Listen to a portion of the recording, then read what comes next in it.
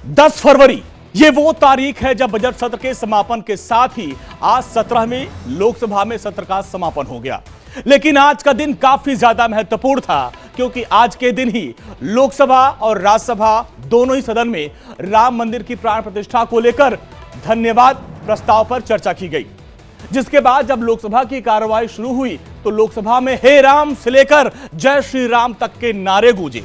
राम के नाम पर कैसे सियासत वाला गेम खेला गया ये भी आपको बताएंगे कि कैसे ओवैसी को एक बार फिर बाबरी मस्जिद की याद आ गई और उन्होंने वहां पे बाबरी मस्जिद जिंदाबाद के नारे भी लगाए। लेकिन उसके पहले आप ये जानिए कि सरकार के लाए धन्यवाद प्रस्ताव में क्या था।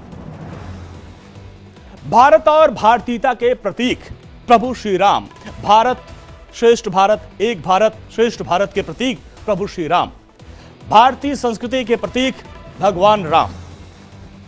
सरकार के लाए इस धन्यवाद प्रस्ताव पर लोकसभा राज्यसभा दोनों ही सदनों में चर्चा हुई, जबकि प्रधानमंत्री मोदी ने लोकसभा में इस प्रस्ताव भाषण पर अपना वक्त रखा, अपना वक्तव्य दिया और इस दौरान विपक्ष पर जोरदार हमला भी किया।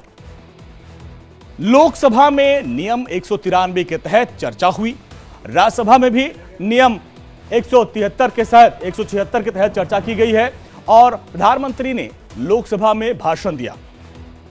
इसके पहले बीजेपी ने अपने सांसदों के लिए व्हिप जारी किया था। आपको बता दें कि इसी साल 22 जनवरी को अयोध्या में भव्य राम मंदिर का निर्माण किया गया था और प्राण प्रतिष्ठा का कार्यक्रम हुआ था और खुद प्रधानमंत्री मोदी इस कार्यक्रम में शामिल हुए थे। लोकसभा में सरकार ने भगवान राम के मंदिर की प्राण प्रतिष्ठा के लिए धन्यवाद प्रस्ताव लाया, लेकिन कांग्रेस ने उसे नाथू राम और गांधी जी के हे राम से जोड़ दिया और सहारा लिया पंथ निरपेक्षता का। सदन में क्या कहा गौरव गोगोई ने, सबसे पहले आप वो सुनिए।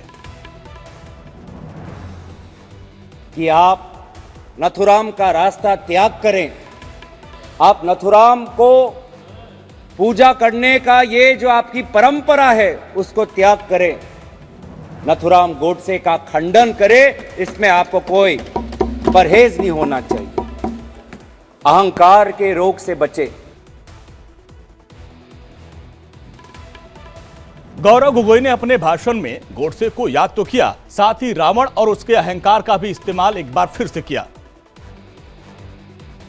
साथ साथ संसद में बजट सेशन के आखिरी दिन शनिवार को राम मंदिर के निर्माण पर धन्यवाद प्रस्ताव पर चर्चा की गई और जिसमें गृह मंत्री अमित शाह ने भी हिस्सा लिया।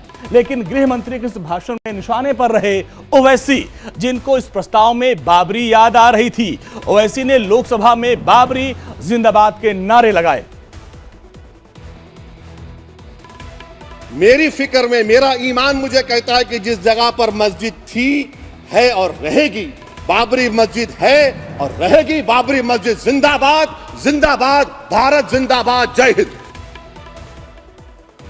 ओवैसी ने लोकतंत्र के मंदिर में बाबरी जिंदाबाद की तकरीर करके भले ही मुसलमानों के दिल में जगह बनाने की एक चाल चली, क्योंकि वो जानते हैं कि ये संसद की आवाज है, दो देश के कोने कोने में जाती है। लेकिन वो भूल गए कि आज का मुद्दा जो था, आज का जो मुसलमान हिंदुस्तान को बगिया बनाना चाहता है और ऐसे भाईजान की बरगाने वाली बातों में वो नहीं आएगा। तभी तो ओवैसी को भी राम के सम्मान में अल्फाज अपनी जुबान पर लाना ही पड़ा। यकीनन आपकी सरकार नहीं थी, आपकी सरकार नहीं थी। अच्छा, बल्कि मैं तो मर्यादा पुरुषोत्तम राम की इज्जत करता हूं, मगर मैं नाथूराम गोडसे से नफरत करता हूं। मेरी नस्लें नफरत करती रहेंगी क्योंकि नाथूराम गोडसे ने उस शख्स को गोली मारी जिसके जबान से आखिरी लफ्ज निकले हे राम। ओवैसी ने सदन के अंतिम दिन यह पूछ लिया कि अपनी देशभक्ति जाहिर करने के लिए उनको क्या क्या करना पड़ेगा। हम पर इल्जाम लगा दिया गया, सर क्या मैं बाबर का स्पोक्स पर्सन हूं, क्या मैं जिना का स्पोक्स पर्सन हूं, क्या मैं औरंगजेब का स्पोक्स पर्सन हूं? बताइए सर, आखिर मैं कहां तक आप मुझे लेकर जाएंगे? इस दौरान ओवैसी ने सदन में सरकार पर गंभीर आरोप लगाए और कहा कि क्या सरकार केवल एक धर्म विशेष की सरकार है? ये पूछना चाह रहा हूं कि क्या मोदी सरकार एक समुदाय, एक मजहब की सरकार है या पूरे देश के मजाहिब को मानने वालों की सरकार है, जिसको नहीं मानते उनकी सरकार है? हमको बता दीजिए।